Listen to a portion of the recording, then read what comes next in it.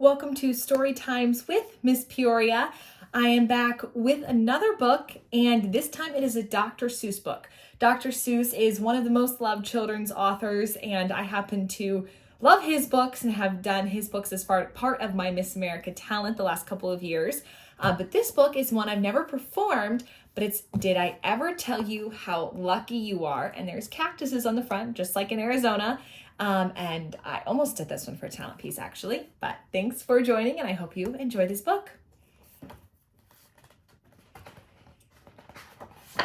Did I ever tell you how lucky you are? When I was quite young and quite small for my size, I met an old man in the desert of Dries, and he sang me a song I will never forget. At least, well, I haven't forgotten it yet. He sat in a terribly prickly place, but he sang with a sunny, sweet smile on his face. When you think things are bad, when you feel sour and blue, when you start to get mad, you should do what I do. Just tell yourself, ducky, you're really quite lucky. Some people are much more, oh, ever so much more, oh, much, much, much more, much unlucky than you. Be glad you don't work at the Bunglebung Bridge that they're building across Boober Bay at Bum Ridge.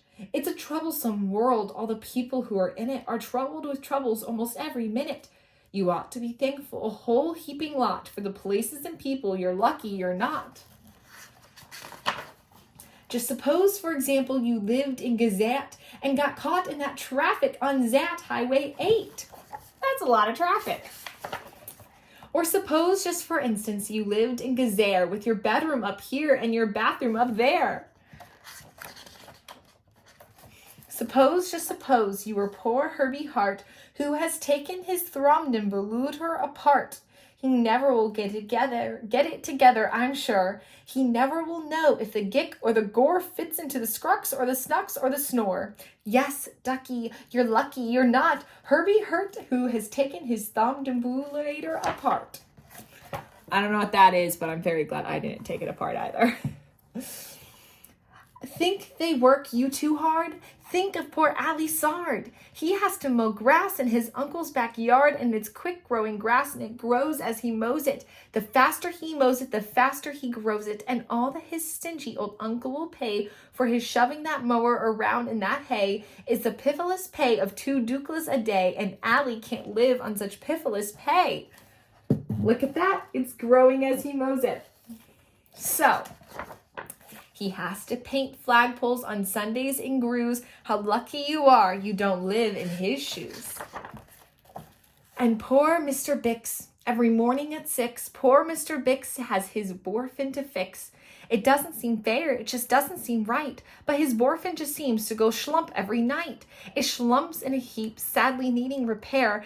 Bix figures it's due to the local night air. It takes him all day to unschlump it, and then the night air comes back and it schlumps once again. So don't you feel blue. Don't get down in the dumps. You're lucky you don't have a boorfin that schlumps. You are indeed. And while we are at it, consider the schlots, the crumble-horned, web-footed, green-bearded schlots, whose tail is entailed with unsolvable knots. If he isn't muchly more worse off than you, I'll eat my umbrella. That's just what I'll do. And you're lucky indeed. You don't ride on a camel. To ride on a camel, you sit on a whammel. A whammel, you know, is a sort of saddle held on by a button that's known as a faddle. And boy, if your old whammel faddle gets loose, I'm telling you, ducky, you're gone like a goose. And poor Mr. Potter, T-crosser, I-dotter, he has to cross T's and he has to dot I's in an I&T factory out in Van Nuys. Look at those T's and I's. Oh, the jobs people work out west near Hotch. There's a Hotch-Hotcher bee watcher. His job is to watch. Is to keep both his eyes on the lazy town bee. A bee that is watched will work harder, you see. Well, he watched and he watched, but in spite of his watch, that bee didn't work any harder. Not much. So then somebody said, our old beer-watching man isn't bee watching as hard as he can. He ought to be watched by another hotcher. The thing that we need is a bee watcher. Well, The bee watcher watched the bee watcher. He didn't watch well, so another hotch-hotcher had to come in as a watcher. And today all the hotchers who live in hotch-hotch are watching on watchering, and the watcher who's watching that bee. You're not a hotch watcher. You're lucky, you see. And how fortunate you're not Professor DeBreeze, who has spent the past 32 years, if you please, trying to teach Irish ducks how to read Javanese. Do you think it's going well? I certainly don't. And think of the poor puffing Pugelhorn players who have to parade down the Pugelhorn stairs every morning to wake up the Prince of Puboken. It's awful how often their pugels get broken. And oh, just suppose you were poor Harry Hatto. Try as he will, he can't make any shadow. He thinks that perhaps something's wrong with his giz, and I think that by golly, there probably is. And the brothers Bazoo, the poor brothers Bazoo, suppose your hair grew like theirs happened to do. You think you're unlucky? I'm telling you, ducky, some people are muchly, oh ever so muchly, more unlucky than you.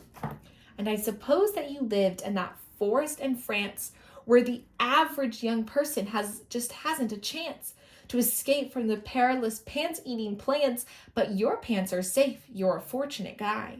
And you ought to be shouting, how lucky am I. And speaking of plants, you should be greatly gladish. You're not Farmel Falkenbarker's 17th radish. I wonder what's wrong with his 17th radish. And you're so lucky you're not Gucky Gown, who lives by himself 90 miles out of town in the ruins of Ronk. Ronk is rather run down. And you're so lucky you're not a left sock, left behind by mistake in the caverns of Croc. Look at the little sock. Thank goodness for all of the things you are not. Thank goodness you're not something someone forgot and left all alone in some punkerish place, like a rusty tin coat hanger hanging in some space. That's why I say, ducky, don't grumble, don't stew. Some critters are much, oh ever so much, so much more unlucky than you. The end. Hope you enjoyed it, and thanks for joining.